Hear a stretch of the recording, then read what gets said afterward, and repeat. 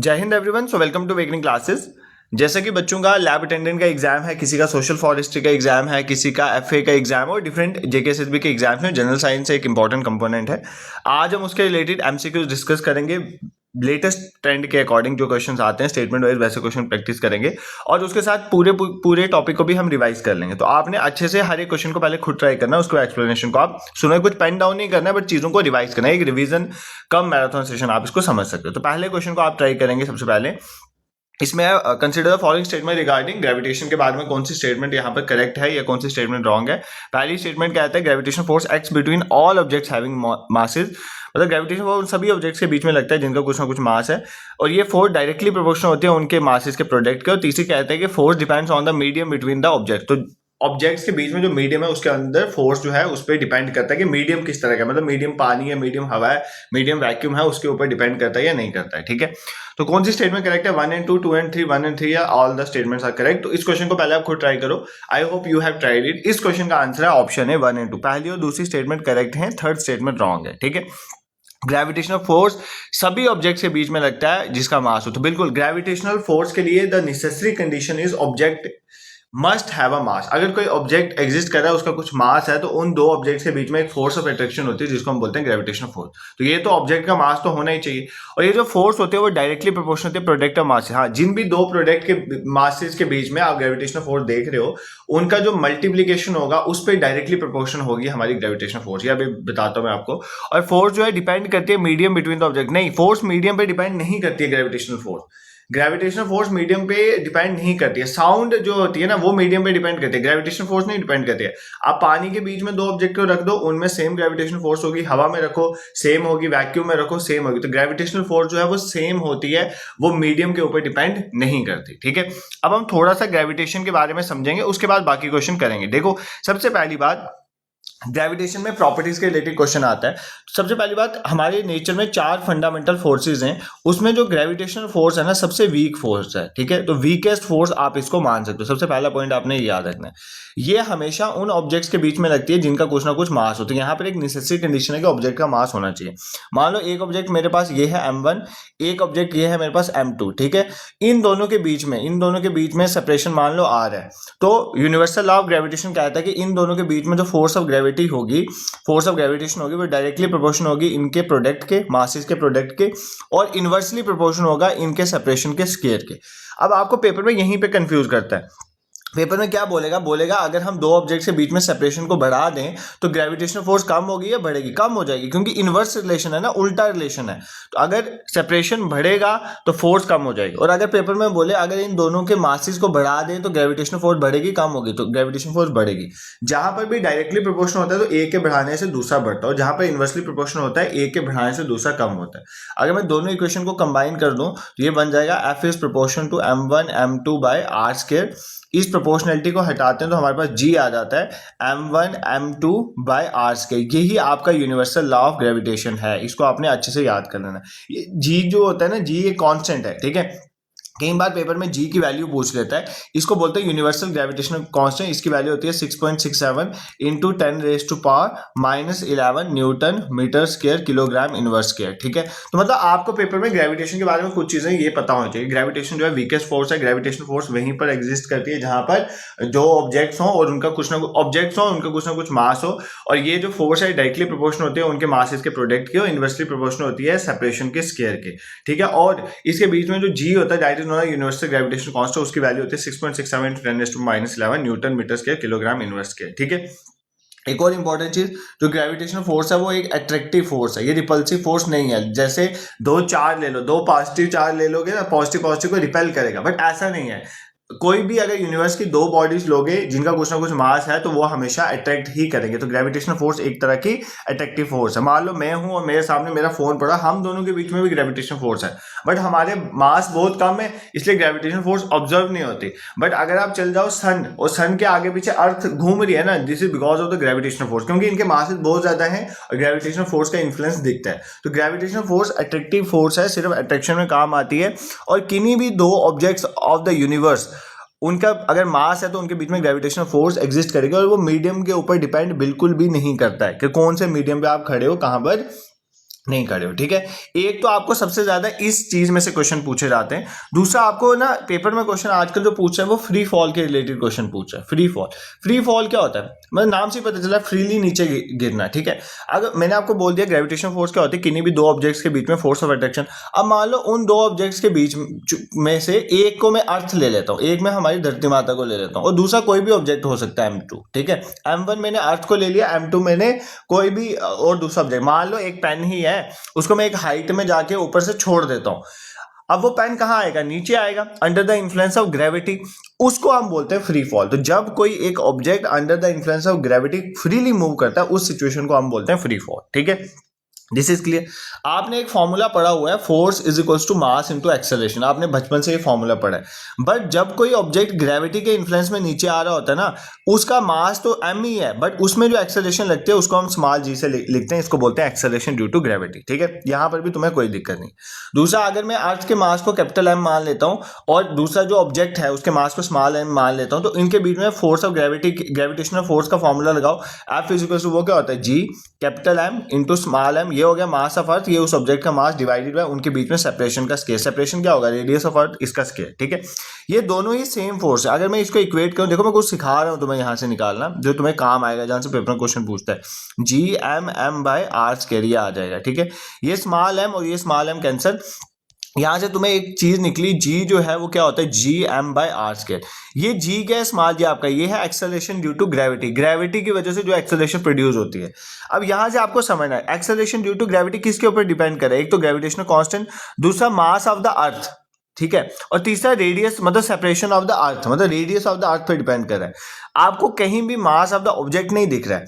इसका मतलब यह है कि अगर आप छोटा सा पेपर भी लोगे या एक बड़ा सा हाथी लोगे, दोनों पे एक्सेलरेशन ड्यू टू ग्रेविटी की वैल्यू सेम लगेगी, क्योंकि वो ऑब्जेक्ट के मास के ऊपर डिपेंड नहीं करता। और यहीं पर क्वेश्चंस में ट्विस्ट आता है। ऐसे क्वेश्चन पेपर में पूछे जाते हैं कि एक पेन है और एक मान लो बस है, अगर वो ऊपर हाइट से गिर रहे हैं नीचे, तो दोनों पे एक्सेलरेशन ड्यू टू ग्रेविटी की वैल्यू अलग अलग होगी, बस पे ज्यादा लगेगी, ऐसा नहीं है। एक्सेलरेशन ड्यू टू ग्रेविटी की पे दोनों की वैल्यू जो है वो सेम रहेगी, क्योंकि वो मास ऑफ द ऑब्जेक्ट पे डिपेंड नहीं करता है। वो किस पे डिपेंड करता है, वो मास ऑफ द अर्थ पे डिपेंड करता है। तो अर्थ का मास कांस्टेंट है और रेडियस ऑफ द अर्थ पे डिपेंड करता है, ठीक है। दिस इज क्लियर, यहां पर तुम्हें कोई दिक्कत नहीं होनी चाहिए। फिर आप बोलोगे अगर ये बात है तो अगर एक पेज में हाइट से फेंकूं और मान लो एक किसी पर्सन को हाइट से फेंकूं, तो पर्सन नीचे जल्दी पहुंचेगा, पेज लेट पहुंचता है। उसका रीजन क्या है, उसका रीजन है कि हमारी हवा में बहुत ज्यादा हवा है ना, हमारे एटमॉस्फेयर में हवा जो है पेज को नीचे जल्दी पहुंचने नहीं देती।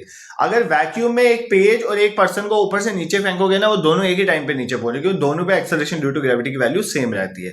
ये चीज मेरी दिमाग में बिठा देना, जिस तरह से आज के स्टेटमेंट वाइज क्वेश्चन आते हैं ना, इसी तरह के क्वेश्चन फ्रेम होते हैं फिर, ठीक है। मैंने आपको क्या समझाया, फ्री फॉल क्या होता है, जब भी एक ऑब्जेक्ट एक सर्टेन हाइट से under the influence of gravity freely नीचे आता है, उसको बोलते हैं फ्री फॉल। और इसको मैंने निकाल के बताया कि ये जो एक्सेलरेशन ड्यू टू ग्रेविटी है, ये किस पे डिपेंड कर रहा है, एक तो मास ऑफ द अर्थ पे डिपेंड कर रहा है, दूसरा रेडियस ऑफ द अर्थ पे डिपेंड कर रहा है। ये ऑब्जेक्ट के मास के ऊपर बिल्कुल भी डिपेंड नहीं करता, ठीक है। एक और चीज यहां से आपको पेपर में क्वेश्चन पूछता है, इसको अगर हम सॉल्व करें ना, इसको अगर हम सॉल्व करें जी की वैल्यू, मतलब कैसे सॉल्व करेंगे, अगर मैं यहाँ पर कैपिटल जी की वैल्यू डालूं, कैपिटल जी की वैल्यू क्या होती है 6.67 मैंने अभी बताया, इंटू 10⁻⁻11, ठीक है। अगर मास अर्थ का मैं मास डालूं यहाँ पर, ठीक है, वो होता है 6 इंटू 10⁻24 के अराउंड, ठीक है। और नीचे अगर मैं रेडियस ऑफ द अर्थ डालूं, रेडियस अर्थ का कितना है 6400 किलोमीटर, तो इसको अगर मैं मीटर में कन्वर्ट करूँ तो 6.4 इंटू 10⁻6 मीटर। अगर मैं इस पूरी को सॉल्व करूँ ना, तो ये जो एक्सेलरेशन ड्यू टू ग्रेविटी की वैल्यू आती है 9.8 मीटर पर सेकंड स्क्वायर। तो कहीं भी अगर एक्सेलरेशन ड्यू टू ग्रेविटी की वैल्यू यूज करनी हो तो आप 9.8 मीटर पर स्क्वायर यूज कर सकते हो, ये भी आपको याद रखना, ठीक है। अब दूसरी चीज, एक और यहाँ पर पेपर में कंफ्यूजन करने के लिए पूछा जाता है क्वेश्चन।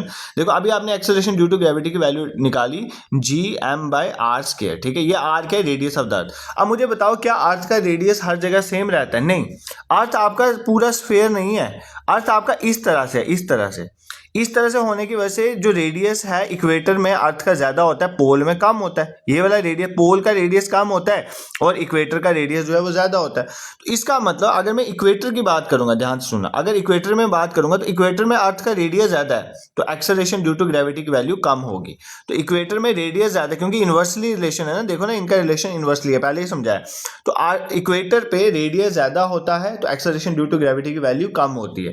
पोल में रेडियस कम होता है, ये पोल होते हैं ना, पोल में रेडियस कम है, इसका मतलब एक्सेलरेशन ड्यू टू ग्रेविटी की वैल्यू ज्यादा होती है। तो पोल में एक्सेलरेशन ड्यू टू ग्रेविटी की वैल्यू ज्यादा होती है और इक्वेटर में कम होती है, यहां पर भी क्वेश्चन पूछा जाता है, ठीक है। और एक और क्वेश्चन पूछा जाता है कि जो एक्सेलरेशन ड्यू टू ग्रेविटी की वैल्यू है वो क्या कैसे डिक्रीज। देखो सबसे ज्यादा एक्सेलरेशन ड्यू टू ग्रेविटी की वैल्यू सरफेस पे होती है, सबसे ज्यादा एक्सेलरेशन ड्यू टू ग्रेविटी की वैल्यू कहां पे होती है, सरफेस ऑफ अर्थ पे। कितनी होती है, 9.8 मीटर पर सेकंड के, सबसे ज्यादा अर्थ पे होती है। जैसे हाइट बढ़ती जाती है एक्सेलरेशन ड्यू टू ग्रेविटी की वैल्यू कम होती जाती है। जैसे हम नीचे धरती के अंदर जाते जाएंगे तब भी एक्सेलरेशन ड्यू टू ग्रेविटी की वैल्यू कम हो जाती है। और सेंटर ऑफ अर्थ में एक्सेलरेशन ड्यू टू ग्रेविटी की वैल्यू कितनी हो जाती है, 0 हो जाती है, ठीक है। यहां से क्वेश्चंस बनते हैं, ये आपको अच्छे से जो है दिमाग में फिट कर लेना। मैंने क्या क्या बताया आपको, सबसे इंपॉर्टेंट चीज मैंने आपको ये बताई, एक्सेलरेशन ड्यू टू ग्रेविटी की मैक्सिमम वैल्यू 9.8 मीटर पर second square surface of earth पे होती है, हाइट के साथ भी डिक्रीज होती है और डेप्थ के साथ भी डिक्रीज होती है। सेंटर ऑफ अर्थ में इसकी वैल्यू 0 हो जाती है। इक्वेटर में इसकी वैल्यू कम होती है, पोल में ज्यादा होती है। रीजन मैंने आपको बता दिया कि इक्वेटर में रेडियस जो है वो अर्थ का ज्यादा होता है, तो इनवर्सली रिलेशन है तो वैल्यू कम होगी, और पोल पे जो है रेडियस कम होगा तो इनवर्स रिलेशन, तो एक्सेलरेशन ड्यू टू ग्रेविटी की वैल्यू ज्यादा होगी, ठीक है। सर अभी तक एक ही क्वेश्चन करा आपने, डोंट वरी, कुछ चीजें सिखानी इंपॉर्टेंट है। अब ये क्वेश्चन सॉल्व करो। Acceleration due to gravity decrease with altitude, increase with depth, ठीक है। और acceleration due to gravity is maximum at pole. इस क्वेश्चन को ट्राई करो, ठीक है। I hope you have tried it. Decrease with altitude height, ये बिल्कुल करेक्ट स्टेटमेंट है। इंक्रीज विद डेप्थ एक गलत है, मैंने कहा ना डेप्थ में भी डिक्रीज होती जाती है। Acceleration due to gravity maximum होती है पोल में, ये भी ठीक है। तो option 1 and 3 are the correct ones, ठीक है। आई होप ये क्वेश्चन अब आप खुद कर पा रहे होंगे, ये क्वेश्चन होने भी चाहिए। हाँ अब ये क्वेश्चन इंपॉर्टेंट है। Weight of an object is 0 at the centre of the earth, mass of an object changes with location, मतलब जैसे जैसे हमारी लोकेशन चेंज होगी हमारा मास चेंज होगा। Weight depends upon the gravitational acceleration, weight जो है ग्रेविटेशनल एक्सेलरेशन पे डिपेंड करता है। अगर तुमने ग्रेविटेशन पेपर के पढ़ा होगा तो तुमने मास और वेट का डिफरेंस तो अच्छे से पढ़ा होगा, ठीक है। आप इस क्लियर करवा लेता हूं, फिर इस क्वेश्चन को सॉल्व करेंगे। पहले खुद आप ट्राई कर सकते हो। देखो मास क्या होता है, मास होता है quantity of matter contained in a body, मतलब कहने का मतलब तुम जिस चीज से बने हो वो कितना है। जैसे मैं, अगर हम सब सेल से बने, टिश्यू से बने, एटम से बने, तो हमारे अंदर कितना सेल, कितना टिश्यू, कितना एटम, वो हमारा मास है। कितना matter contained in a body, वो हमारा मास है, ठीक है, जिसको आप किलोग्राम में कैलकुलेट करते हो, वो मास है। वेट क्या होता है, वेट बेसिकली बोला जाता है कि आपके ऊपर कितनी फोर्स ऑफ ग्रेविटी लग रही है। फोर्स ऑफ ग्रेविटी क्या होता है, mass into acceleration due to gravity, वो आपका वेट है। तो वेट के यूनिट क्या होंगे, न्यूटन। ये एक फोर्स है तो फोर्स न्यूटन में कैलकुलेट होता है। वेट के यूनिट न्यूटन होते हैं, मास के यूनिट किलोग्राम होते हैं। मास होता है आप में कितना क्वांटिटी ऑफ मैटर कंटेन है, वो आपका क्या है, मास। और वेट क्या है, आप पे कितनी फोर्स ऑफ ग्रेविटी लग रही है, वो आप पे क्या है, वेट, ठीक है। अब देखो मास जो है ना वो चेंज नहीं होता है, डजंट चेंज। मास चेंज नहीं होगा, मास आपका सेम रहेगा। आप अर्थ में चल जाओ, मून में चल जाओ, कहीं भी चल जाओ, मास चेंज नहीं होगा, क्योंकि आपके अंदर जितना मैटर है वो यहाँ पर भी वही रहेगा और मून पे भी वही रहेगा। बट वेट चेंज होता है, क्यों, क्योंकि वेट जो है दो चीजों पे डिपेंड करे। एक तो मास पे डिपेंड करे, मास तो चेंज नहीं हो रहा, but acceleration due to gravity की वैल्यू चेंज होती रहती है। एक्सेलरेशन ड्यू टू ग्रेविटी की वैल्यू अर्थ की अलग है, मून की अलग है। मून का मास कम है तो मून की ग्रेविटेशनल एक्सेलरेशन कम है। जो अगर सपोज करो आपका जो वेट है ना, आपका वेट जो अर्थ पे है ना, अर्थ पे आपका वेट जो है, आपका वेट अगर मून पे निकालना है, अगर आपने अपना वेट मून पे निकालना हो तो वो 1/6 होगा जो आपका वेट है अर्थ में। मतलब जो आपका वेट अर्थ में है ना, अगर मान लो आपका अर्थ में वेट है 60 न्यूटन, मैं वेट की बात करूँ, वेट फोर्स है, फोर्स ऑफ ग्रेविटी 60 न्यूटन, तो मून पे पता कितना होगा, 1/6 इंटू 60 न्यूटन, मतलब मून पे आपका कितना होगा, 10 न्यूटन आपका वेट होगा। मतलब वहां पर आपको फोर्स ऑफ ग्रेविटी कितनी लग रही होगी, मून की 10 न्यूटन लग रही होगी, ठीक है। तो ये चेंज होता है, वेट चेंज होता है, मास चेंज नहीं होता है। Weight of an object on the moon is equals to 1/6 of the weight of an object on the earth. यहां से पेपर में क्वेश्चन आते हैं, ठीक है। वेट के यूनिट न्यूटन होते हैं। वेट वेरी करता है, क्यों वेरी करता है, वेट दो चीजों पे डिपेंड कर रहा है ना, यहाँ पर लिख ही दिया मैंने। वेट होता है mass into acceleration due to gravity, weight mass और एक्सेलरेशन ड्यू टू ग्रेविटी पे डिपेंड करता है। मास तो चेंज नहीं होता, मैंने बता दिया, but acceleration due to gravity तो चेंज होती है ना, तो इसलिए वेट हमारा वेरी करता है। अब आप इस क्वेश्चन को सॉल्व करो, अब आप अच्छे से कर लोगे, ठीक है। सबसे पहले क्वेश्चन में क्या बोलता है, weight of an object is 0 at the centre of the अर्थ। देखो वेट क्या है, फोर्स ऑफ ग्रेविटी की बात कर रहा हूं ना, तो मैंने अभी आपको पीछे भी समझाया था कि फोर्स ऑफ ग्रेविटी होता है मास इंटू एक्सेलरेशन। मैंने आपको बोलता है एक्सेलरेशन ड्यू टू ग्रेविटी की वैल्यू सेंटर ऑफ द अर्थ में 0 होती है, तो इसको जब 0 को मास से मल्टीप्लाई करें तो वेट भी 0 हो जाएगा ना, तो सेंटर ऑफ द अर्थ पे वेट जो है वो 0 होता है। ये बिल्कुल करेक्ट स्टेटमेंट, इसमें कोई गड़बड़ नहीं है, ठीक है। Mass of an object changes with location, नहीं मास चेंज नहीं होता, वेट चेंज होता है। Weight depends upon gravitational acceleration, बिल्कुल वेट जो है ग्रेविटेशनल एक्सेलरेशन में डिपेंड करता है, तो ऑप्शन ए इसका भी करेक्ट है, 1 एंड 3 स्टेटमेंट्स आर करेक्ट, ठीक है, दिस इज क्लियर। तो देखो ग्रेविटेशन के इस तरह के क्वेश्चंस बन सकते हैं, तो अगर आपने इस तरह से चीजें पढ़ी हैं तो डोंट वरी, आपके क्वेश्चन इजीली पेपर में अटेम्प्ट हो जाएंगे, ठीक है। एक चीज और बता देता हूँ, कई बार पेपर में आ जाता है ऑर्बिटल वेलोसिटी और एस्केप वेलोसिटी के बारे में, ठीक है, बस थोड़ी चीजें याद रखनी है। ऑर्बिटल वेलोसिटी होती क्या है, ठीक है, और एस्केप वेलोसिटी क्या होती है, और दोनों में क्या रिलेशन है। एक होती है ऑर्बिटल वेलोसिटी, एक होती है एस्केप वेलोसिटी, ठीक है, एस्केप वेलोसिटी।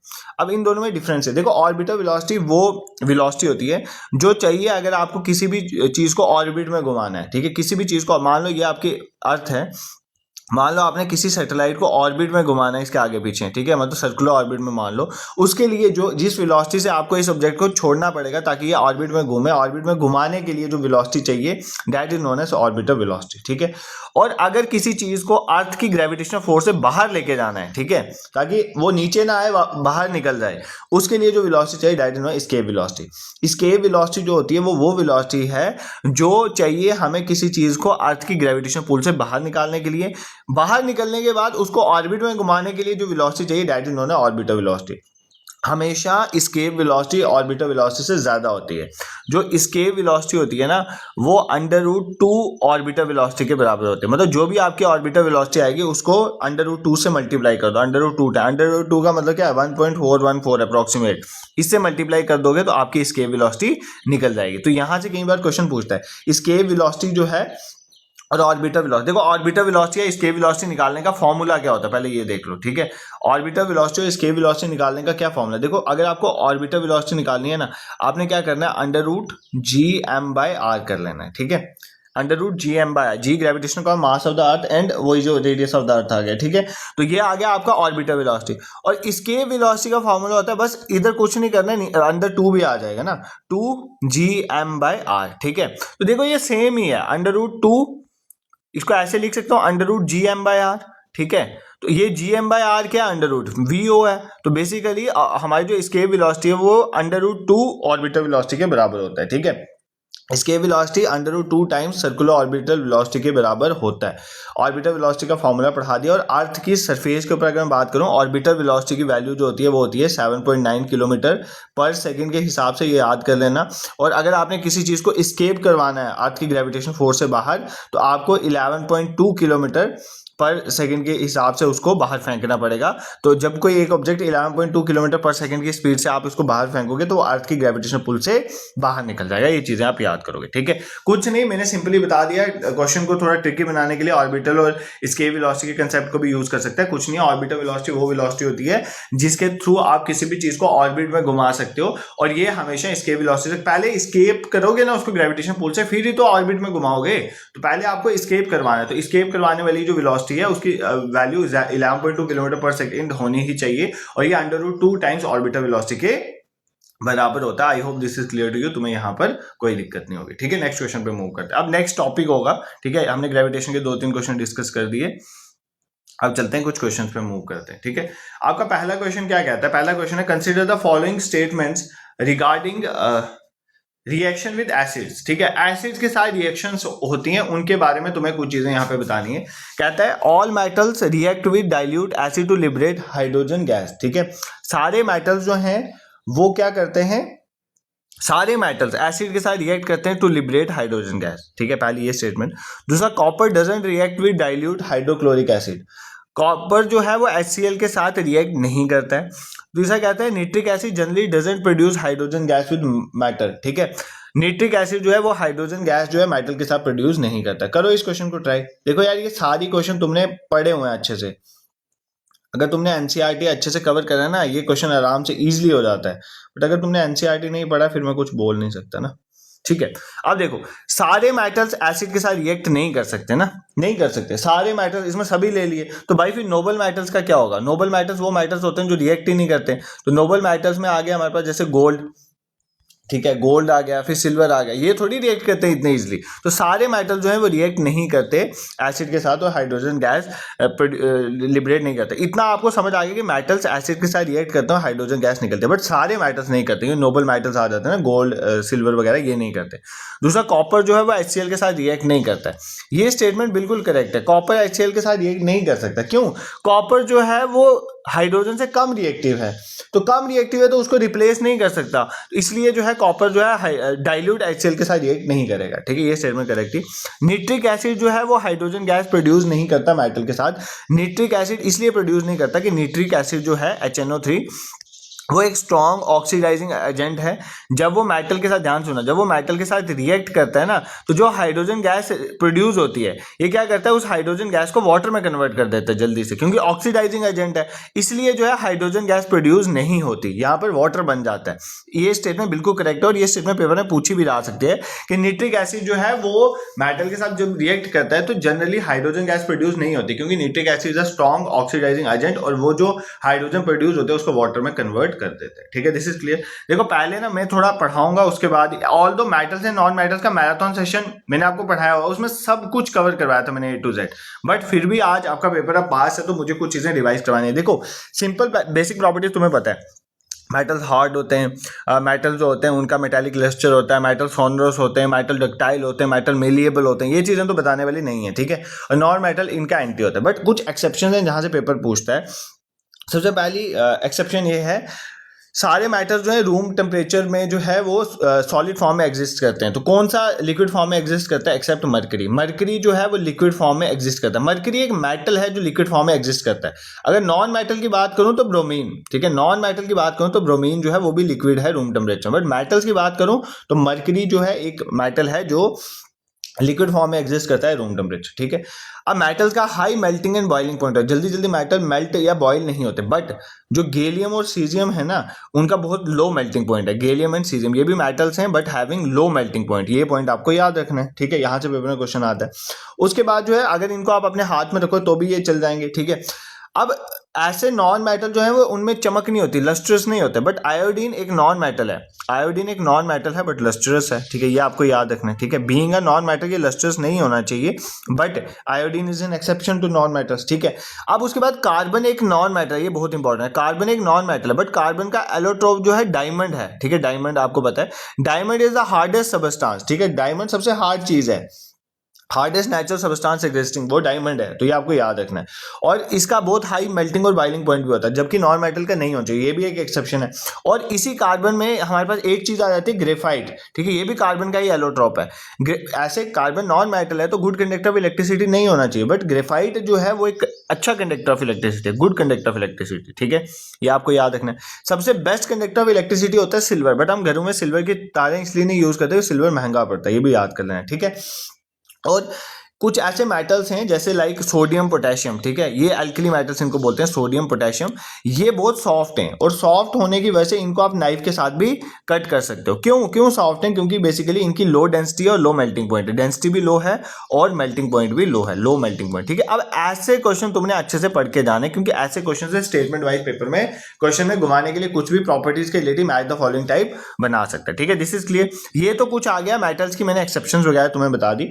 दूसरी बात, कोई भी अगर आपको पूछे जब भी कोई मेटल ऑक्सीजन के साथ रिएक्ट करेगा, ठीक है, ऑक्सीजन के साथ जब भी मेटल रिएक्ट करेगा तो क्या बनता है? मेटल ऑक्साइड बनता है, मेटल ऑक्साइड बनता है। ये तुम्हें क्लियर होना चाहिए। ठीक है, अब ध्यान से आपको ये याद रखना है कि जो मेटल ऑक्साइड ये बनता है, मेटल क्या बनता है? ऑक्साइड। ठीक है, ऑक्साइड बनता है। ये जो मेटल ऑक्साइड होते हैं ये बेसिक नेचर के होते हैं। ठीक है, एसिड वाला नेचर नहीं, इनका बेसिक नेचर होता है। बट कुछ ऐसे मेटल ऑक्साइड्स हैं जो एसिडिक नेचर भी शो करते हैं और बेसिक नेचर भी शो करते हैं। कुछ ऐसे जैसे अल्मीनियम ऑक्साइड, अल्मीनियम ऑक्साइड जो है ये एसिडिक नेचर भी शो करता है और बेसिक नेचर भी शो करता है। ठीक है, एसिडिक नेचर शो करने का मतलब ये बेस के साथ रिएक्ट करता है और बेसिक नेचर शो करने का मतलब ये एसिड के साथ रिएक्ट करता है। तो ये दोनों काम करता है, तो इसलिए इसको क्या बोलते हैं? Amphoteric oxide. क्या बोलते हैं? Amphoteric oxide. ऐसे क्वेश्चन पेपर में आते हैं। ठीक है, अच्छे से देखना है। मेटल ऑक्सीजन के साथ रिएक्ट करता है, मेटल ऑक्साइड बनता है, बट कुछ ऐसे मेटल ऑक्साइड्स हैं जो सिर्फ बेसिक नहीं है, वो एसिडिक भी हैं, इनको क्या बोलते हैं? Amphoteric oxide. ठीक है, ये आपको क्लियर होना चाहिए। ठीक है, उसके बाद अब सारे, देखो ध्यान से सुनो, सारे मेटल ऑक्साइड जो हैं वो अल्कलीज नहीं का, सभी बेस को अल्कलीज नहीं बोलते हम। कोई भी ऐसा बेस, ध्यान से याद है, कोई भी ऐसा बेस ये मेटल ऑक्साइड बेसिक नेचर है। कोई भी ऐसा बेस जो डिसॉल्व हो जाए पानी में, कोई भी ऐसा बेस जो डिसॉल्व हो जाता है वाटर में, उसको हम क्या बोलते हैं, एल्कली। क्या बोलते हैं, एल्कली। ठीक है, ये भी याद करना, ये भी इंपॉर्टेंट पॉइंट है। ठीक है, और जैसे सोडियम और पोटेशियम है, इसके लिए ये याद रखें, सोडियम पोटेशियम जो है वो बहुत जल्दी आग पकड़ लेते हैं क्योंकि ये बहुत ज़्यादा रिएक्टिव होते हैं, इसलिए उनको प्रोटेक्ट करने के लिए हम कहाँ पर उनको डाल के रखते हैं, कैरोसिन ऑयल में। ठीक है, और अगर सपोज करें एक प्रोसेस होता है एनोडाइजिंग। ठीक है, एनोडाइजिंग, ये मैं साथ साथ एनसीईआरटी में आपको रिवाइज करवाऊँ चीज़ें। एनोडाइजिंग क्या होता है, एनोडाइजिंग में क्या होता है, एक थिक लेयर बन जाती है एल्यूमिनियम की, किसी भी चीज़ के ऊपर थिक लेयर ऑफ एल्यूमिनियम। इससे क्या होता है, जो नीचे वाला मटेरियल है वो बच जाता है, एल्यूमिनियम बेशक खराब हो जाएगा, नीचे वाली चीज़ बच जाएगी। एनोडाइजिंग में थिक लेयर ऑफ एल्यूमिनियम बन जाता है। ठीक है, अब इसी तरह जब कोई मेटल जो है मेटल वो वाटर के साथ रिएक्ट करता है, किसके साथ रिएक्ट करता है, वाटर के साथ, तो क्या बनेगा, पहले मेटल ऑक्साइड बनेगा और हाइड्रोजन रिलीज होगी, फिर बाद में क्या बन जाता है, मेटल हाइड्रोक्साइड। ये भी याद कर लेना, कोई भी मेटल जो है वो पानी जैसे ऑक्सीजन के साथ रिएक्ट करेगा तो मेटल ऑक्साइड बनता है ना, मेटल ऑक्साइड बनता है। ठीक है, और यहाँ पर मेटल जब भी किसी वाटर के साथ रिएक्ट करेगा तो वो क्या बन जाता है, मेटल हाइड्रोक्साइड। ठीक है, ऐसे केमिकल रिएक्शन से पेपर में क्वेश्चन आता है। दूसरा और इंपॉर्टेंट, जब भी कोई मेटल किसी एसिड के साथ रिएक्ट करता है तो मेटल एसिड डाइल्यूट एसिड के साथ रिएक्ट करेगा तो साल्ट बनेगा, प्लस हाइड्रोजन गैस रिबलेट होती है। बट मैंने आपको यहाँ पर समझाया था HNO3 एक निट्रिक एसिड एक ऐसा एसिड है, जब ये किसी मेटल के साथ रिएक्ट करता है तो मेटल के साथ रिएक्ट करने में साल्ट तो बनाएगा, बट ये H2 की जगह क्या बना देता है, वाटर बना देता है। यहाँ पर हाइड्रोजन गैस रिबलेट नहीं होती क्योंकि ये स्ट्रॉन्ग ऑक्सीडाइजिंग एजेंट है, ये जो हाइड्रोजन बनती है उसको वाटर में कन्वर्ट कर देता है। बट दो ऐसे मेटल हैं, आपको याद रखना है, एक आ गया मैग्नीशियम और दूसरा आ गया मैंगनीज। इनके साथ जब HNO3 निट्रिक एसिड जो है रिएक्ट करता है, उस केस में हाइड्रोजन ही रिलीज होती है, उस केस में वाटर नहीं बनता। ये आपको याद रखना है। ठीक है, मैंने क्या बताया, मेटल किसी भी एसिड के साथ रिएक्ट करता है, साल्ट बनता है, प्लस हाइड्रोजन गैस रिलीज होती है। बट निट्रिक एसिड एक ऐसा एसिड है जो जब किसी मेटल के साथ रिएक्ट करता है तो साल्ट बनेगा, प्लस वहां पर वाटर बन जाता है क्योंकि ये स्ट्रॉन्ग ऑक्सीडाइजिंग एजेंट है। बट मैग्नीशियम और मैंगनीज के साथ जब ये रिएक्ट करता है तब हाइड्रोजन रिलीज होती है। ठीक है, फिर आपको कई बार एक्वा रिगिया से भी क्वेश्चन पूछा जाता है। एक्वा रिगिया क्या होता है, एक्वा रिगिया इसको रॉयल वाटर भी कहते हैं, बेसिकली कुछ नहीं है, ये हमारा HCl और निट्रिक एसिड जो है HNO3, इनकी बेसिकली एक तरह की मिक्सचर है। ठीक है, इनकी मिक्सचर किस रेशियो में है, 3:1, HCl 3 है और हमारा HNO3 1 है। ये इसको क्यों पढ़ते हैं, क्योंकि ये एक ऐसी मिक्सचर है जिसमें कुछ भी डिसॉल्व हो जाता है। इवन जो हमारे पास गोल्ड है ना, गोल्ड और प्लैटिनम जो है वो भी इसमें डिसॉल्व हो जाते हैं, इसको बोलते हैं एक्वा रिगिया। ठीक है, ये आपको याद है। एक्वा रिगिया में कौन है, एक हाइड्रोक्लोरिक एसिड है और दूसरा हमारे पास निट्रिक एसिड, रेशियो है 3:1। ठीक है, और कौन सी है, अगर किसी मेटल जो है किसी साल्ट के साथ, साल्ट सोल्यूशन ऑफ बी के साथ, किसी भी साल्ट के साथ सोल्यूशन किसी की उसके साथ रिएक्ट करेगा तो बेसिकली साल्ट सोल्यूशन ऑफ ए हो जाती है, साल्ट सोल्यूशन ऑफ ए हो जाती है प्लस बी हो जाता है। ठीक है, ए हो जाती है प्लस बी, मेटल अलग हो जाता है। जैसे मान लो सिंपली, जब ये मैं एसिड बेसिस साल्ट में बताऊंगा, मान लो कोई एक ज्यादा रिएक्टिव मेटल है। ठीक है, जब ये लेस रिएक्टिव मेटल के साथ रिएक्ट करता है तो क्या करेगा, लेस रिएक्टिव मेटल को रिप्लेस कर देगा। ठीक है, और अपनी जगह ले लेगा। ठीक है, ये आपको याद रखना। जैसे अगर Na है, सोडियम है, अगर वो CaCl2 के साथ रिएक्ट करेगा, ठीक है, तो ये Ca को, कैल्शियम को रिप्लेस कर देगा सोडियम। ठीक है, और क्या बन जाएगा, NaCl बन जाएगा और कैल्शियम अलग हो जाएगा। ठीक है, ये तभी होता है, एक हमेशा एक हाई रिएक्टिव मेटल जो है वो लेस रिएक्टिव मेटल को रिप्लेस कर देता है। ये बेसिकली सोल्यूशन है। बट आपको कैसे पता चलेगा हाई रिएक्टिव कौन सा लेस है, इसके लिए आपको रिएक्टिविटी सीरीज के बारे में अच्छी खासी नॉलेज है। सबसे ज्यादा रिएक्टिव होता है पोटेशियम, ये मैंने पढ़ाया हुआ अच्छे से, then sodium, then calcium, then magnesium उससे कम है, देन एल्यूमिनियम है, देन जिंक उससे कम है, देन आयरन उससे कम है, देन लेड उससे कम है। ठीक है, देन हाइड्रोजन है उससे कम, देन कॉपर है, देन वी हैव मर्करी के बाद हमारे पास सिल्वर है, देन वी हैव गोल्ड। ये रिएक्टिविटी से ये लेस है, ये नीचे आ रहा है। सबसे ज्यादा reactive potassium, then sodium, then calcium, then magnesium, aluminium, zinc, iron, lead, hydrogen, copper, mercury, silver, gold. ठीक है, ये इनकी रिएक्टिविटी सीरीज है, ये अच्छे से आपको पता होना चाहिए। ठीक है, यहां से पेपर में क्वेश्चन आते हैं। ठीक है, अब उसके बाद और पेपर में क्या क्वेश्चन आते हैं, यहाँ पे मैटर्स नॉन मैटर, आपके सिलेबस में जो मैटर्स नॉन मैटर्स की उसके रिलेटेड भी क्वेश्चन आते हैं कि किस तरह से इनकी इनरिचमेंट होती है, कैसे इनको निकालते हैं। वहां पर आपको सिंपली ये याद रखना है कि जो ज्यादा रिएक्टिव मैटर्स है ना, ध्यान सुनना, जो ज्यादा रिएक्टिव मैटर्स हैं, इनको अलग करने के लिए जो हम प्रोसेस यूज करते हैं, that is known as electrolysis process. जो बेसिकली बीच वाले मिडल वाले मेटल्स हैं, मिडल वाले मेटल्स को अगर आपने अलग करना हो तो आप क्या करते हो, इसका इसके लिए हम दो प्रोसेस यूज करते हैं, एक होता है कैल्सिनेशन और रोस्टिंग। कौन सा? कैल्सिनेशन एंड रोस्टिंग, ठीक है, इसके लिए यूज करते हैं। और जो हमारा बेसिकली जो सबसे लोअर वाले हैं, जो लेस रिएक्टिव वाले हैं, वो तो या तो नेटिव स्टेट में पाए जाते हैं, या अगर थोड़ा बहुत उनको यूज हो, लो रिएक्टिव वालों को अलग करना हो, तो यहाँ पर हम रोस्टिंग वगैरह को यूज कर सकते हैं, ठीक है। अब सर आप ये बता के रहे हो, ये चीजें हमें बिल्कुल समझ, देखो कुछ नहीं है। अब ये मेटल अर्थ के अंदर पाए जाते हैं, इन मेटल्स को तुमने निकालना है। मेटल्स और मिनरल्स की फॉर्म में अर्थ में पाए जाते हैं, और जिस मेटल को जिस मिनरल ओर से प्रॉफिटेबली निकाला जा सकता है उसको हम ओर कहते हैं। देखो मेटल तो हर जगह में पाए जाते हैं। अब अगर एक मेटल को निकालने में उससे ज्यादा खर्चा हो जाए तो वहां से मेटल हम क्यों निकालें? हम मेटल वहां से निकालेंगे जहां से हमें खर्चा कम हो। तो जिस जगह से मेटल को एक्सट्रैक्ट किया जाता है उसको बोलते हैं ओर। जब भी ओर से मेटल को निकाला जाए सबसे पहले उसके आगे पीछे इंप्योरिटीज होती है जिसको बोलते हैं गैंग, उसको रिमूव किया जाता है।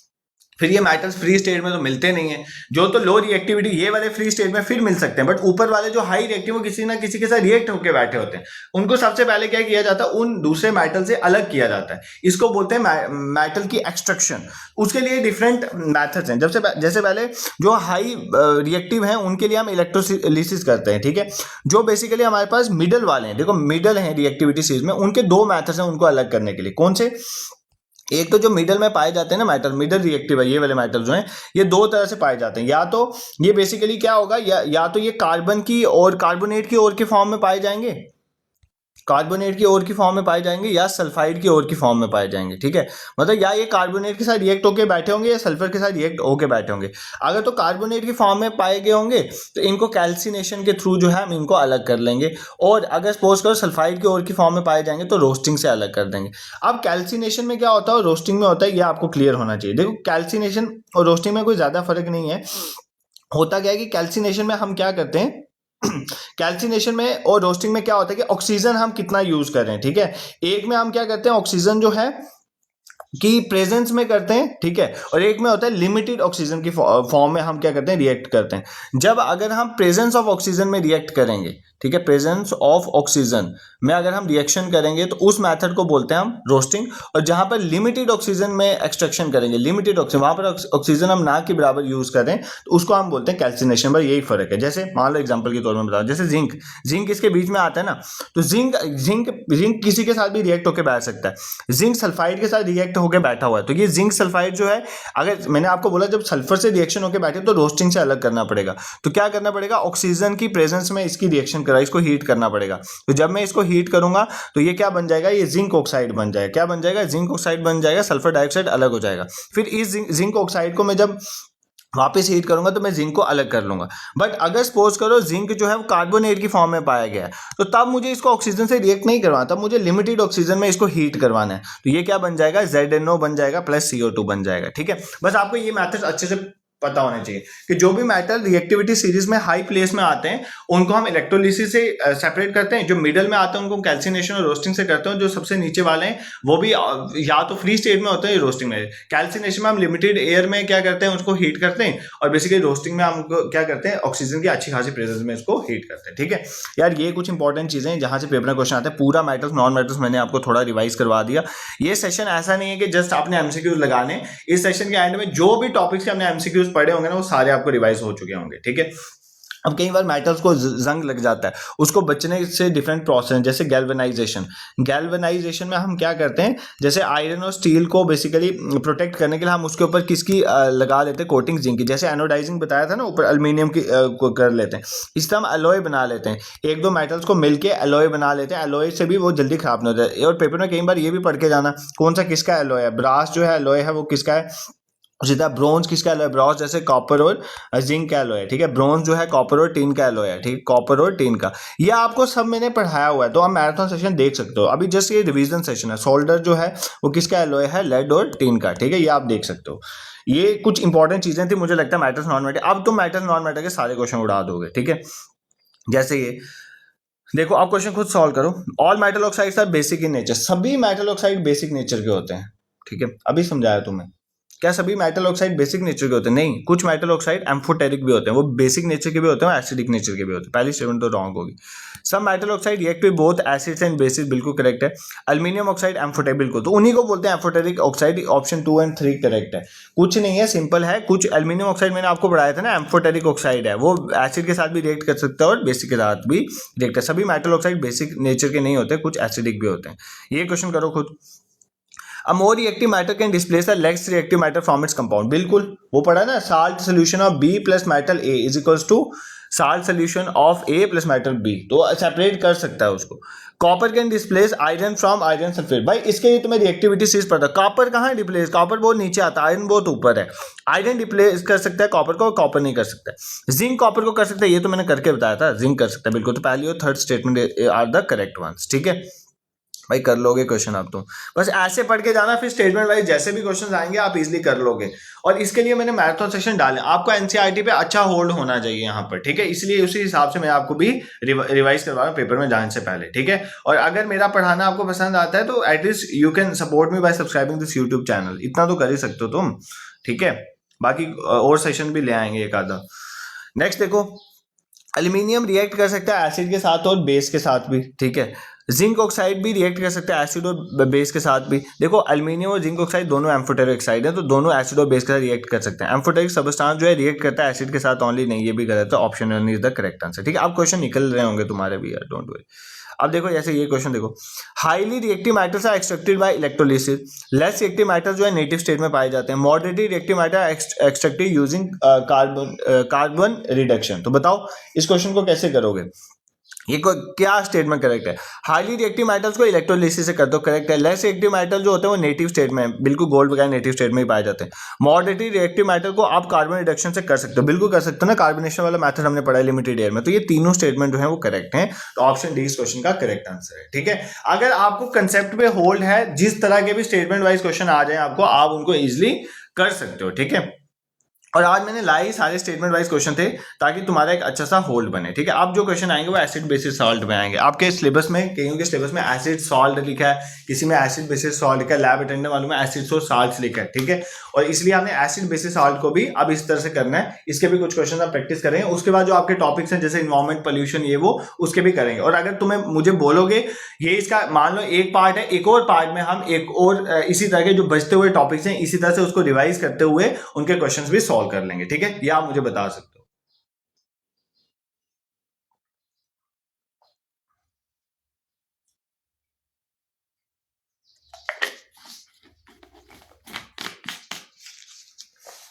चलो स्टार्ट करते हैं। सबसे पहले हमारे पास अब किसकी बात है? एसिड बेसिस सॉल्ट की, ठीक है। तो मैं पहले क्वेश्चन ही करवाऊं? नहीं, पहले थोड़ा सा पढ़ लेते फिर क्वेश्चन करेंगे, फिर क्वेश्चन करने में मजा भी आता है ना। देखो एसिड बेसिस सॉल्ट में सबको, आपको सबको पता है एसिड जो है वो, एसिड का टेस्ट सोर होता है और जो हमारे बेस होते हैं वो बिटर टेस्ट के होते हैं, ठीक है, ये सबको पता है, ठीक है। ये तो सिंपल है। अगर आपको कोई पता चलना हो तो आप कोई एसिड है या बेस, आप लिटमस पेपर का यूज़ कर सकते हैं। अगर लिटमस पेपर जो है अगर सपोज करो उसका कलर जो है वो रेड हो जाता है, ठीक है, कलर रेड हो जाता है, लिटमस का पेपर रेड हो जाता है तो मतलब समझ लो वो एसिड है। और अगर सपोज करो उसका कलर ब्लू हो जाता है तो वो बेस है, ठीक है, लिटमस पेपर का, ठीक है। ये आपको लिटमस पेपर क्या है? लिटमस पेपर एक नेचुरल इंडिकेटर है जो हमें बताता है, बेसिकली एक पर्पल कलर की डाई होती है जो कहाँ से निकलती है? लाइकन से निकलती है। लिटमस पेपर कहाँ से निकलता है? लाइकन से, ठीक है। और ये एक इंडिकेटर, बेसिकली डिवीजन थैलोफाइटा से बिलोंग करता है, एक इंडिकेटर है जो हमें बताता है कि कोई चीज़ एसिड है, बेस है। नेचुरली इसका कलर जो है पर्पल होता है, बट अगर हम इसको एसिडिक सोल्यूशन में डालेंगे तो इसका कलर रेड हो जाएगा, एसिडिक में रेड हो जाएगा, ठीक है। और बेसिक में जो है इसका कलर जो है वो क्या हो जाएगा? ब्लू हो जाएगा। बस इतना आपको पता होना चाहिए। क्या सिर्फ हम लिटमस पेपर को ही यूज कर सकते हैं? नहीं, ऐसा नहीं है, हम टर्मरिक को भी यूज कर सकते हैं, ठीक है। हम मिथाइल ऑरेंज और फिनाइलथलीन को भी यूज कर सकते हैं। जैसे टर्मरिक और ये जो लिटमस पेपर ये सारे नेचुरल है ना, इस तरह मिथाइल ऑरेंज, फिनाइलथलीन जो है ये सारे, ये क्या है? ये नेचुरल नहीं है, ये क्या है? सिंथेटिक है। इनकी हेल्प से भी हम पता कर सकते हैं। और कुछ ऐसे इंडिकेटर हैं जो ऑल्फैक्टरी भी हैं, मतलब ऑर्डर के थ्रू, स्मेल के थ्रू भी आप चेक कर सकते हो कि आपका कोई एसिडिक है या बेसिक है, तो उनको बोलते हैं अल्फैक्ट्रिक। ठीक है, क्या बोलते हैं उनको? अल्फैक्ट्रिक। तो ये भी याद कर लें, उनके थ्रू भी हम पता कर सकते हैं कि वो जो है एसिडिक है या बेसिक है। तो कौन कौन से आ गए, जैसे मतलब जैसे वेनिला आ गया, ठीक है, वेनिला। ऑनियन, ठीक है, ऑनियन। क्लोव आ गया। मतलब आप, मैं ये बता रहा हूं कि अगर आपको पता करना हो कि कोई एसिड है या बेस है तो आप इनका यूज कर सकते हो। जैसे आप लिटमस पेपर का यूज करें, मिथाइल ओरेन का, फिनोल्फथलीन का, आप ओल्फैक्ट्री का, वेनिला, ऑनियन, क्लोव, इन सब की हेल्प से दीज आर द इंडिकेटर जो बताते हैं कोई जो है वो एसिड है या बेस है। बस इतना आपको याद रखना है, ठीक है। अब हमने मेन इंपॉर्टेंट देखना है कि इनकी रिएक्शंस कैसे होती हैं। देखो, जब भी कोई एसिड किसी मेटल के साथ रिएक्ट करता है, मैं ऑलरेडी भी आपको पढ़ा चुका हूं, तो बनता है सॉल्ट, और सॉल्ट के साथ हाइड्रोजन गैस जो है वो रिलीज होती है। ठीक है, ये आपको क्लियर है। जैसे जैसे मान लो हमारे पास कोई एक एसिड है और वो किसी मेटल के साथ रिएक्ट करेगा तो हमारे पास क्या बनता है? कोई सॉल्ट बनता है, और सॉल्ट के बाद हमारे पास क्या रिलीज होती है? हाइड्रोजन गैस रिलीज होती है। ठीक है, एक तो आपको ये पता होना चाहिए। दूसरा, अगर आपको एक इंपॉर्टेंट चीज पता होनी चाहिए, ये रिएक्शन पूछता है, अब मान लो हमारे पास एक कैल्शियम हाइड्रोक्साइड है, ठीक है, कैल्शियम हाइड्रोक्साइड है, ठीक है, जिसको हम बेसिकली लाइम वाटर कहते हैं। ये रिएक्शन इंपॉर्टेंट है जो मैं तभी बता रहा हूँ आपको। लाइम वाटर जो है ये कार्बन डाइऑक्साइड के साथ रिएक्ट करता है, ठीक है, तो ये बनता है कैल्शियम कार्बोनेट। क्या बनता है? कैल्शियम कार्बोनेट प्लस वाटर यहाँ पर रिलीज होता है। ये कई बार ये रिएक्शन जो एग्जाम में पूछी गई है, इसलिए मैं आपको ये रिवाइज करवा देता हूँ, ठीक है। इस रिएक्शन से आपको क्या पता चला कि जब भी कोई हमारे पास मेटल कार्बोनेट, जैसे एक एग्जांपल के थ्रू बता, कोई भी मेटल कार्बोनेट जो है या मेटल हाइड्रोजन कार्बोनेट है वो एसिड के साथ रिएक्ट करता है तो हमारे पास सॉल्ट बनता है। ठीक है, ये आपको रिएक्शन पता होनी चाहिए। और क्या इंपॉर्टेंट चीज है जो आपको याद रखनी है, अगर कोई बेस है, कोई भी बेस जब किसी एसिड के साथ रिएक्ट करता है, ये तो सबको पता है, क्या बनता है? सॉल्ट। और सॉल्ट के साथ क्या चीज बनती है? वाटर बनती है। क्या बनता है? वाटर। जैसे मान लो सोडियम हाइड्रोक्साइड एक बेस है और ये HCl एक एसिड है, इसके साथ रिएक्ट करेगा तो हमारे पास एक NaCl सॉल्ट बनेगा, प्लस उसके साथ क्या बन जाता है? वाटर बन जाता है। ये आपको क्लियर होना चाहिए, ठीक है। इसी तरह कोई भी मेटल ऑक्साइड है, कोई भी मेटल ऑक्साइड है, जब वो किसके साथ रिएक्ट करता है? एसिड के साथ रिएक्ट करता है, तो वो क्या बनाएगा? सॉल्ट बनाएगा, क्योंकि मेटल ऑक्साइड एक बेसिक ऑक्साइड है, जब भी एसिड के साथ रिएक्ट करेगा तो सॉल्ट बनेगा, प्लस उसके साथ भी क्या बनता है? वाटर बनता है। ठीक है, इस तरह के भी क्वेश्चन कई बार पेपर में पूछे गए हैं, ठीक है। अब मेन एसिड और बेस में क्या होता है? देखो, जो भी एसिड है ना, जब वो किसी भी उसको वाटर में डालेंगे ना तो वो H पॉजिटिव आयंस रिलीज करेगा, या तो H पॉजिटिव आयंस रिलीज करेगा या H3O पॉजिटिव आयंस रिलीज करेगा। ठीक है, ये एसिड की क्वालिटी होती है। और बेस जो है वो OH नेगेटिव जो है वो रिलीज करता है, यही उनमें डिफरेंस है। OH नेगेटिव आयन जिसको बोलते हैं हाइड्रोक्साइड आयंस रिलीज करता है। और मैंने आपको ये बताया कि जो भी बेस डिजोल्व हो जाता है वाटर में उसको क्या बोलते हैं? एल्कली। सभी बेस डिजोल्व नहीं होते वाटर में, ठीक है। जो बेस वाटर में डिसॉल्व हो जाते हैं उनको हम क्या बोलते हैं? एल्कलीज बोलते हैं। ये आपने अच्छे से याद कर लेना है। एक एसिड, देखो ध्यान से सुनो, जब भी एक एसिड को पानी में डालते हो तो या तो H पॉजिटिव या H3O पॉजिटिव जो है आयन रिलीज होते हैं, और दूसरे केस में अगर आप किसी बेस को डालोगे तो OH नेगेटिव आयन रिलीज हो। इसी से पता चलता है हमें कोई एसिड है या कोई बेस। और सबसे इंपॉर्टेंट, अगर आपने एसिड और बेस में चीजें पता होनी चाहिए तो सबसे पहले आपको पीएच वैल्यू पता होनी चाहिए। पीएच वैल्यू का कंसेप्ट होना। पीएच वैल्यू का मतलब होता है, P stands for potence. Potence है, पोटेंस का मतलब होता है पावर। बेसिकली ये बताता है कि कितना कंसेंट्रेशन है H पॉजिटिव आयंस की, ठीक है, कितनी कंसेंट्रेशन है H पॉजिटिव आयन की, ये बताता है। इसकी वैल्यू जो है 0 से 14 तक होती है। अगर किसी की वैल्यू पीएच वैल्यू 7 आ रही है, इसका मतलब वो चीज़ न्यूट्रल है। वो चीज़ क्या है? न्यूट्रल है। और अगर वो 7 से ऊपर आ रही है तो वो बेसिक है, और अगर वो 7 से नीचे आ रही है वो चीज़ एसिडिक है। अब डिपेंड करता है उसकी लोकेशन कहाँ पर है, ठीक है। जितना ऊपर ऊपर जाता जाएगा उतना ज़्यादा बेसिक होगा, जितना नीचे नीचे आएगा उतना कम एसिडिक, उतना ज़्यादा एसिडिक होगा, ठीक है। ये बेसिकली बताता है हमें पीएच वैल्यू।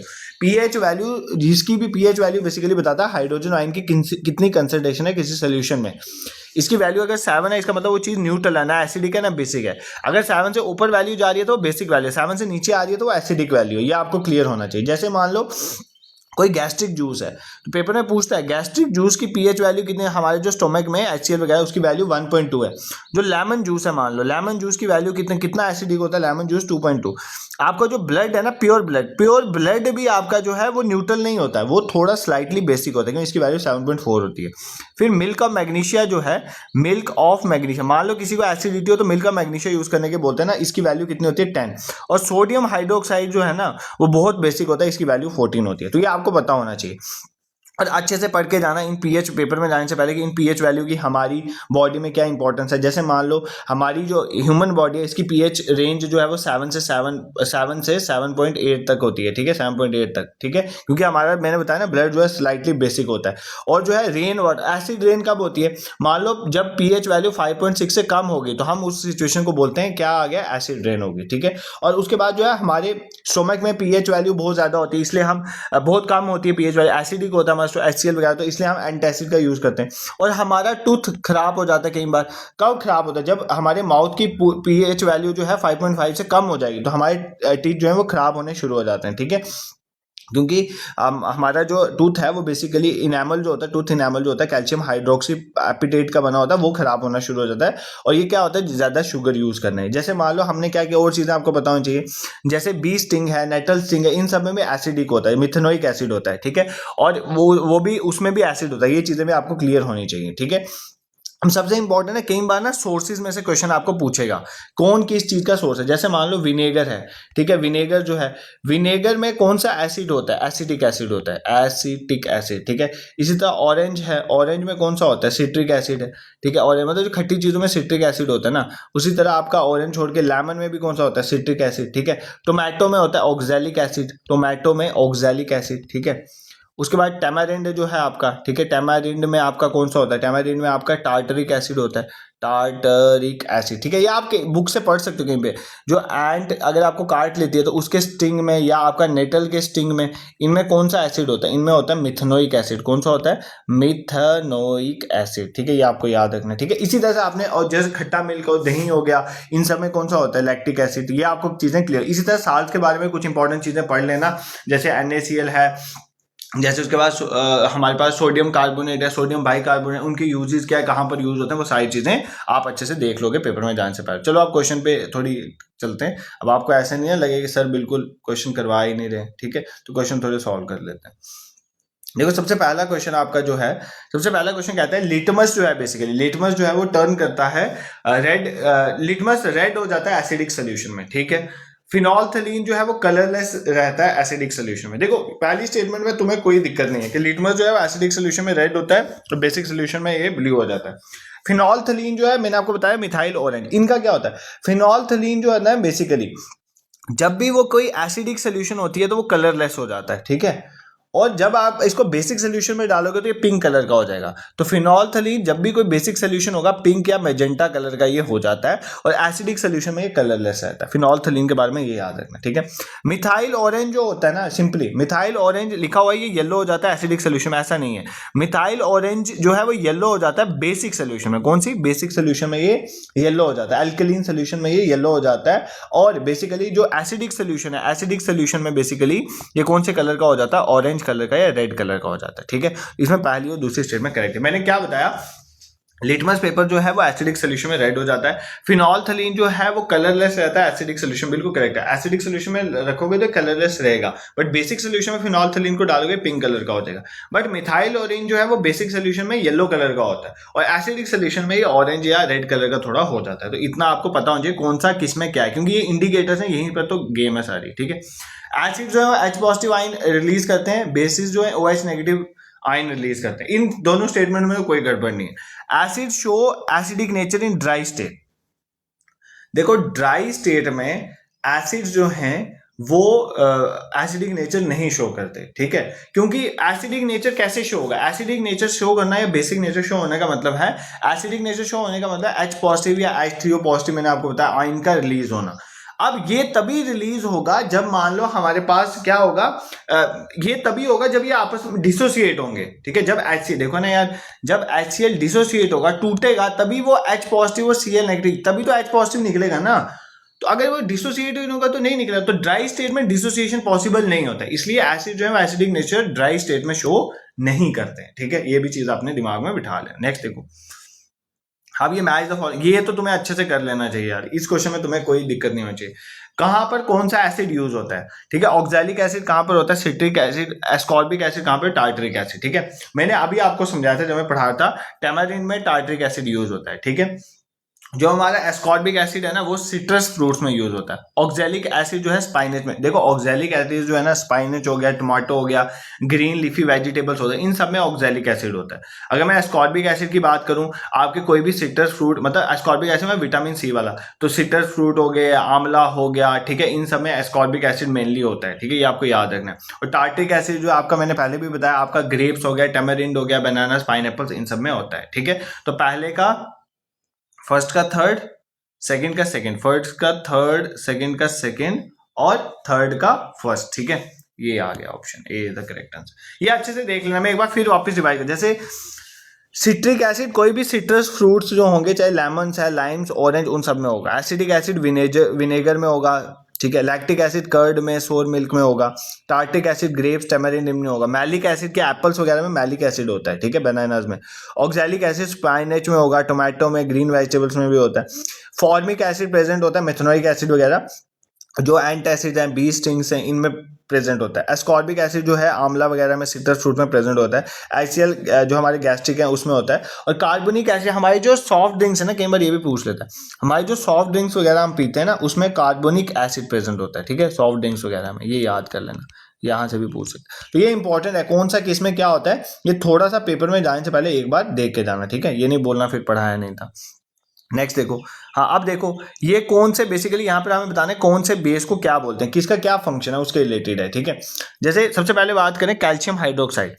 देखो कैल्शियम हाइड्रोक्साइड जो है वो लाइम वाटर बनाता है, मतलब किससे क्या बनता है ये वो बात है, ठीक है। लाइम वाटर, कैल्शियम हाइड्रोक्साइड क्या बनाता है, लाइम वाटर, ठीक है। अमोनियम हाइड्रोक्साइड, अमोनियम हाइड्रोक्साइड को हम यूज करते हैं विंडो को क्लीन करने, ये पीवाईक्यू है इसलिए पढ़ा रहा हूँ, पेपर में आ सकता है। सोडियम हाइड्रोक्साइड जो है ना, इसको बेसिकली सोडियम हाइड्रोकॉस्टिक सोडा भी कहते हैं, और इसको सोप बनाने में यूज करते हैं। और magnesium hydroxide milk of magnesia, ये तो तुम्हें पता ही है, ठीक है। तो ये क्वेश्चन भी मिल्क ऑफ मैग्नीशिया, जिसको एंटासिड के तौर पर यूज करें, मैंने ऑलरेडी पढ़ाया था, क्योंकि इसका बहुत बेसिक नेचर होता है। तो अगर मान लो किसी को एसिडिटी है तो मिल्क ऑफ मैग्नीशिया को हम यूज कर सकते हैं एज अ बेसिस, ठीक है, बेस के तौर पर यूज किया जा सकता है। तो क्या है इसका, ए का थर्ड, ठीक है, ए का थर्ड, बी का फोर, ए का थर्ड, बी का फोर, यही है ना स्टेटमेंट, ए का थर्ड, बी का फोर, ऑप्शन बी इस क्वेश्चन का करेक्ट आंसर है। ए का थर्ड है, बी का फोर है हमारा, ठीक है। देखो क्या है, सिंपल कुछ नहीं, मैं आपको वापस एक बार रिवाइज करवा देता हूँ।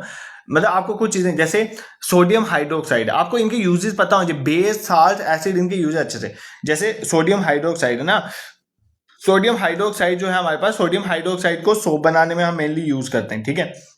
इसको जैसे आपको ओवन को क्लीन करना, वहां पर भी यूज किया। मैग्नीशियम हाइड्रोक्साइड की बात करें, मिल्क ऑफ मैग्नीशिया एंटासिड के तौर पे यूज किया जाता है। कैल्शियम हाइड्रोक्साइड, जिसको लाइम वाटर, स्लेट लाइम भी कहते हैं, इसको प्लास्टर करने में, ठीक है, मोर्टार वगैरह बनाने में उसको कैल्शियम हाइड्रोक्साइड का यूज किया जाता है, इसको लाइम वाटर या स्लेट लाइम भी कहते हैं। अमोनियम हाइड्रोक्साइड को विंडो क्लीनर के तौर पर यूज किया जाता है। सोडियम बाइकार्बोनेट, जिसको बेकिंग सोडा कहते हैं, उसको हम एज एन एंटासिड यूज करते हैं। सोडियम कार्बोनेट से हम वॉशिंग सोडा बनाते हैं, तो वॉशिंग पर्पसेस के लिए यूज किया जाता है। एल्यूमिनियम हाइड्रोक्साइड को भी हम इसी तरह एंटासिड और डिओड्रेंट के तौर पे यूज करते हैं। तो ये कुछ चीजें हैं, सारे एसिड, हमें सारे तो नहीं पढ़ा सकते, सारे एसिड, सारे बेस, सारे साल्ट, इनके जो जो यूजेस हैं वो तुम पेपर में जाने से पहले अच्छे से कवर करके जाओगे, ताकि पेपर में क्वेश्चन आए तुम कर लोगे। अब हमने चलना है जो आपके सिलेबस में टॉपिक्स हैं, जैसे पॉल्यूशन वगैरह। देखो इसके लिए मैराथन सेशन मैंने डाले हुए हैं ऑलरेडी। इन्वायरमेंट पॉल्यूशन हो गया, ठीक है, ओजोन हो गया, ग्रीन हाउस इफेक्ट हो गया, सबके लिए इन्वायरमेंट वाली प्लेलिस्ट में जाओ, अच्छे से मैराथन सेशन, एमसीक्यू हम रिवीजन सेशन की फॉर्मेट में, दूसरे फॉर्मेट में, सभी फॉर्मेट्स में मैंने वहां पर आपको प्रैक्टिस करवाया हुआ, तो वो आप जाके देख सकते हो। बट अभी यहाँ पर 4-5 क्वेश्चन इसके रिलेटेड पड़े हुए हैं, जिसके साथ इंपॉर्टेंट कंसेप्ट रिवाइज करवाऊंगा, जो कंसेप्चुअल क्लैरिटी तुम्हारी कर देगा, ताकि पेपर में कंसेप्चुअल क्वेश्चन जिस तरह से आजकल यूपीएससी पैटर्न के पूछ रहा है, वो हम क्वेश्चन सॉल्व कर लेते हैं। और ये तो आपका रिवीजन सेशन चल रहा है, आपके पूरे सिलेबस का हर एक टॉपिक है। जैसे मेटल्स, नॉन मेटल्स, तो एक marathon session, acid, basis, salt, तो एक मैराथन सेशन। तो जिन्होंने वो नहीं देखा, जनरल साइंस वाली प्लेलिस्ट में जाओ, मैराथन सेशन या कंप्लीट मैराथन सेशन प्लेलिस्ट आपको मिल जाएगा, वहां पर जाके आप देख सकते हो। और सिर्फ ये नहीं, सारे सब्जेक्ट्स मैंने कवर करवाए हुए हैं, आप उनको जाके पेपर में जाने से पहले रिवाइज करवा सकते हो। और जितने भी लैब अटेंडेंट वाले बच्चे सेशन देख रहे हैं, आप मुझे कमेंट सेक्शन में बताना। ये तो जैसे हो गया जनरल साइंस का एक सेशन, अगर आपको चाहिए तो सेकंड में बाकी पोर्शन सारे रिवाइज कर लेंगे। और अगर आपको चाहिए जनरल अवेयरनेस का, जो आपका टॉपिक है 20 मार्क्स का, अगर पेपर अभी 2-3 दिन में, उससे पहले इस तरह से अगर आप लेटेस्ट ट्रेंड के एमसीक्यूज के थ्रू उसको भी रिवाइज करना चाहते हो, तो मुझे बताना, एक सेशन में उसका भी तुम्हारे लिए प्लान कर दूंगा आज या कल में, ठीक है। आप मुझे बता देना कमेंट सेक्शन में। नेक्स्ट देखो, कार्बन मोनोऑक्साइड एक प्राइमरी पॉल्यूटेंट है। देखो प्राइमरी पॉल्यूटेंट होता है, प्राइमरी पॉल्यूटेंट की हेल्प से जो पॉल्यूटेंट बनते हैं वो बोलते हैं secondary pollutant. Primary pollutant originally पाए जाते हैं हमारे एटमॉस्फेयर में। तो क्या कार्बन मोनोऑक्साइड एक प्राइमरी पॉल्यूटेंट है? बिल्कुल करेक्ट है। पहले ये खुद ट्राई करना, कार्बन मोनोऑक्साइड हो गया, कार्बन डाइऑक्साइड हो गया, सल्फर डाइऑक्साइड हो गया, हमारे सस्पेंडेड पार्टिकुलेट मैटर होते हैं PM 2.5 PM 10, ये सुना होगा आपने। फिर हमारे पास हाइड्रोकार्बन्स हैं, ठीक है, हाइड्रोकार्बन्स हैं। फिर हमारे पास ऑक्साइड्स पाए जाते हैं, किसके? नाइट्रोजन के, नाइट्रोजन डाइऑक्साइड वगैरह, ठीक है। ये सारे जो है प्राइमरी पॉल्यूटेंट्स हैं हमारे एटमॉस्फेयर के, ठीक है। ओजोन जो है ट्रोपोस्फेयर में पाई जाती है और वो सेकेंडरी पर। देखो ओजोन अगर स्ट्रेटोस्फेयर में है तो वो हमारे लिए अच्छी है क्योंकि वो हमें सन की यूवी रे से प्रोटेक्ट करता है। बट अगर ओजोन हमारे ट्रोपोस्फेयर में है तो वो एक सेकेंडरी पॉल्यूटेंट की तरह काम करता है। बिल्कुल करेक्ट स्टेटमेंट है। सेकेंडरी पॉल्यूटेंट इसलिए कहते हैं, ओजोन ऑक्सीजन से बना हुआ है ना, ऑक्सीजन के साथ जब ऑक्सीजन के साथ ओ रिएक्ट करता है तो वो हमारे पास क्या बन जाता है? ओजोन बन जाता है, ठीक है। तो ये एक सेकेंडरी पॉल्यूटेंट है, ये भी करेक्ट है। सेकंड, सल्फर डाइऑक्साइड जो है वो बनता है फॉसिल फ्यूल की बर्निंग से, ये स्टेटमेंट करेक्ट है। तो तीनों स्टेटमेंट्स आर करेक्ट है, ठीक है। तो मैंने आपको प्राइमरी पॉल्यूटेंट, सेकेंडरी पॉल्यूटेंट ये बता दिया। और सबसे ज्यादा पूछता है ओजोन जो है वो हमारे ट्रोपोस्फेयर में एक हार्मफुल गैस है और वो एज अ सेकेंडरी पॉल्यूटेंट की तरह काम करता है। नेक्स्ट क्वेश्चन में मूव करते हैं। यहां से पेपर में क्वेश्चन आता है बायोलॉजिकल ऑक्सीजन डिमांड, ठीक है। देखो पहले क्वेश्चन सॉल्व कर। पहली स्टेटमेंट कहते हैं biological oxygen demand, organic pollution कितना वाटर में वो देखता है। जितनी ज्यादा बायोलॉजिकल ऑक्सीजन डिमांड होगी उतना कम पोल्यूशन होगा। अनट्रीटेड सेवेज की वजह से बायोलॉजिकल ऑक्सीजन डिमांड जो है वो इंक्रीज होती है। देखो अब मान लो आपने पेपर में बायोलॉजिकल ऑक्सीजन डिमांड के बारे में नहीं पढ़ा, तो आपको नहीं पता कुछ, फिर भी थोड़ी नॉलेज आप यूज कर। जैसे यहाँ पर बोल रहा है जितनी ज्यादा बायोलॉजिकल ऑक्सीजन डिमांड होगी उतना कम पोल्यूशन होगा, ठीक है। तो इस स्टेटमेंट कहता है जितना भी गंदा सीवेज होगा जिसको आपको ट्रीट नहीं करा उसकी वजह से जो है बायोलॉजिकल ऑक्सीजन डिमांड बढ़ती है। अगर अनट्रीटेड सेवेज मतलब पोल्यूशन, अगर अनट्रीटेड सेवेज जो है पानी में जाएगा उसकी वजह से बायोलॉजिकल ऑक्सीजन डिमांड बढ़ती है, तो बायोलॉजिकल ऑक्सीजन डिमांड हाई होने की वजह से लो पोल्यूशन नहीं होगा, हाई पोल्यूशन होगा। इन दो स्टेटमेंट से भी आप कुछ समझ, ये दोनों statement at a time exist नहीं कर सकती हैं। ये दोनों statement at a time exist नहीं कर सकती हैं। क्यों नहीं कर सकती हैं? क्योंकि एक स्टेटमेंट, थर्ड स्टेटमेंट में क्या, ये मैं इसलिए बता रहा हूं, अगर मान लो आपको पेपर में कई बार स्टेटमेंट का क्वेश्चन किस तरह से किया जाए, मान लो आपको नहीं पता तो भी दिमाग लगाना होता है।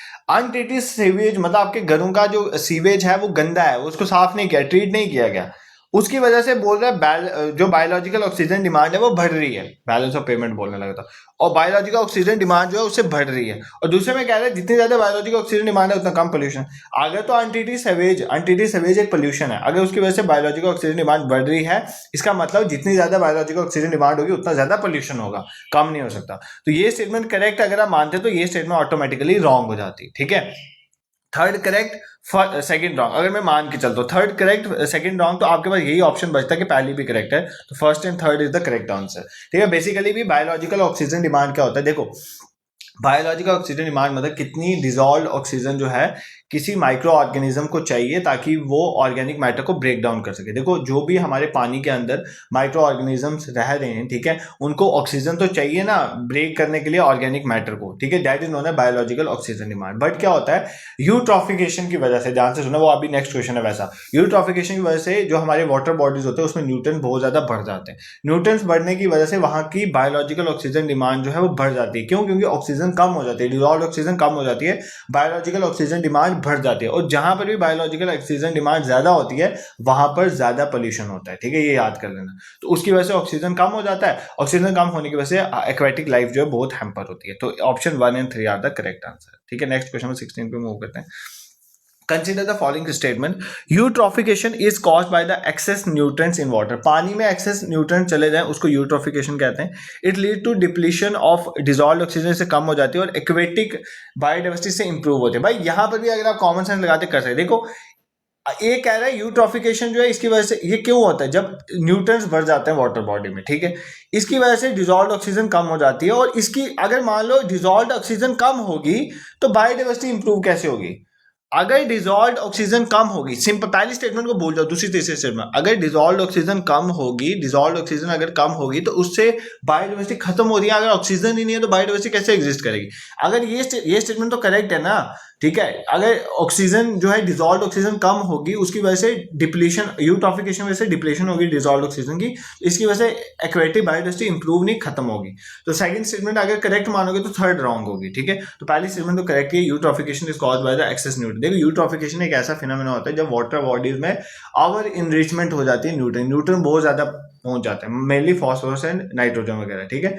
अब इनकी वजह से क्या होता है, एल्गल ब्लूम्स होता है, एल्गली आपको एल्गल ग्लो होना वहां पे शुरू हो जाता है, एल्गल्स आपको दिखने शुरू हो जाते हैं, और जिसकी वजह से एक तो सनलाइट नीचे नहीं पहुंचती है ऑर्गेनिजम्स के पास, और दूसरा ऑक्सीजन कम हो जाती है, इसकी वजह से बायोडाइवर्सिटी खत्म हो जाती है। इस प्रोसेस को बोलते हैं यूट्रॉफिकेशन और बायोलॉजिकल ऑक्सीजन डिमांड आपस में लिंक है। यूट्रॉफिकेशन एक फिनोमेना होता है, देखो मान लो आपका अगर इंडस्ट्री से सीवेज जा रहा है सारा, ठीक है, आपके घरों का भी, कहां पर जा रहा है, वाटर बॉडी में।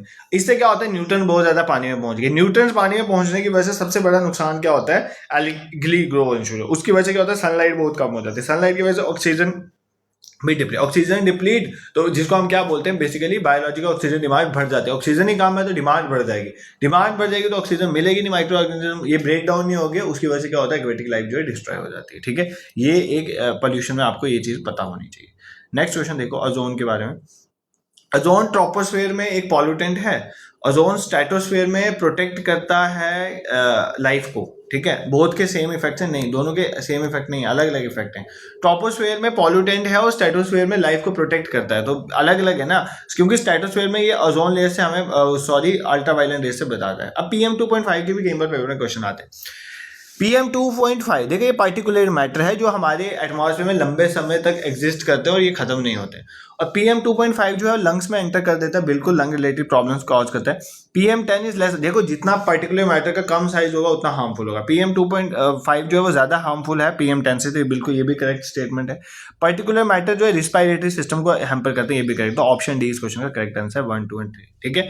आई hope this is clear to you. अपने एंड पे मैंने तुम्हें अच्छे से कवर करवाने की कोशिश करी, बट जितने भी लैब अटेंडेंट के बच्चे हैं, I highly recommend you all, अगर आपको जनरल अवेयरनेस का भी और जनरल साइंस का इसका पार्ट 2 इस तरह से चाहिए तो you can write in the comment section. आपके डिमांड के बेसिस में I will plan a session for you. आज या कल कभी भी प्लान कर दूंगा, परसों तक भी प्लान कर सकता हूँ, तो आप मुझे बताओगे तो मैं कर दूंगा। बाकी जितने भी बच्चे हैं, जैसे किसी का फाइनेंस अकाउंट है या किसी भी एग्जाम का एग्जाम है, यूट्यूब में एम्पल ऑफ सोर्सेज जो है इसी चैनल में अवेलेबल है, आप उसका टॉपिक का नाम लिखो, अवेकनिंग क्लासेस लिखो, आपको सेशन मिल जाएंगे।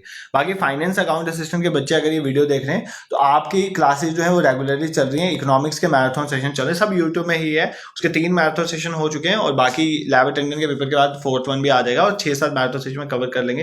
इस तरह जनरल साइंस के भी मैराथन सेशन में कवर कर लिए, बाकी भी हम टॉपिक्स जो है अच्छे से कवर कर लेंगे। और फाइनेंस अकाउंट असिस्टेंट वाले मॉक टेस्ट भी चल रहे हैं, आप गूगल में जाएंगे awakeningclasses.in लिखेंगे तो वहां पर आप मॉक टेस्ट में प्रैक्टिस कर सकते हो, ठीक है। ये फाइनेंस अकाउंट असिस्टेंट वालों के लिए अभी तो उन्हीं के चल रहे हैं, बाकी जो आने वाले एग्जाम्स है वो टाइमिंग हम उनके लिए भी अरेंज कर देंगे। बाकी अगर आपको मेरा पढ़ाना पसंद आता है, you can support bye subscribing this YouTube channel. Telegram और व्हाट्सएप के लिंक मैंने डिस्क्रिप्शन में डाल दिया, उसको जरूर ज्वाइन कर लो। कोई भी इंपॉर्टेंट इन्फॉर्मेशन कब क्लास में वहीं पर शेयर करता हूँ। This is for today, thank you so much for watching. अपने रिव्यूज कमेंट सेक्शन में जरूर देना।